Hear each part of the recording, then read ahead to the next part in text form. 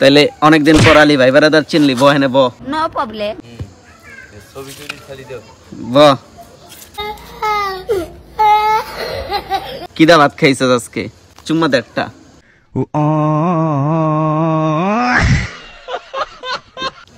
চুম্মা দে, দিবি না? ব তাহলে ব।